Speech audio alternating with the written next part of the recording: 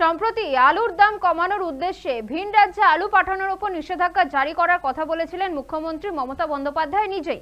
এ নিয়ে রাজ্যের কৃষি মন্ত্রীর সঙ্গে এক পর্যায়ে বৈঠকেও বসেন প্রগতিশীল আলু ব্যবসায়ীরা। এরপরও ব্যবসায়ী ও রাজ্য সরকার দুপক্ষের মধ্যে টানাপোড়েন অব্যাহত ছিল।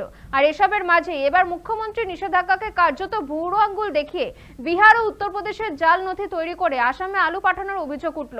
এদিন আসাম বাংলা সীমান্ত থেকে একটি আলু বোঝাই গাড়ি আটক করে সীমান্তবর্তী নাকা পয়েন্টের পুলিশ সূত্রে খবর, ময়দার নথি তৈরি করে আলু বোঝাই গাড়িটি দালাল মারফত অসমে পাঠানোর 12 বিশার কাছে ভাঙা পাকেরিতে গাড়িটিকে আটক করে পুলিশ। গাড়িটি থামিয়ে জিজ্ঞাসাবাদ করতে চালকের অসঙ্গতিতে সন্দেহ হয় পুলিশের। এরপরই গাড়িটিতে তল্লাশি চালানো হয় পুলিশের তরফে। তল্লাশি করতে বেরিয়ে আসে আলুর বস্তা। ঘটনার পর চালক রবি শাহকে আটক করে পুলিশ। এই ঘটনায় কে বা কারা জড়িত রয়েছে তা তদন্ত শুরু করেছে পুলিশ।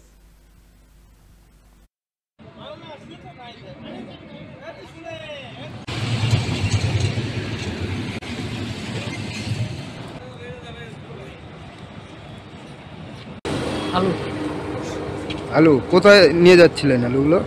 আসাম।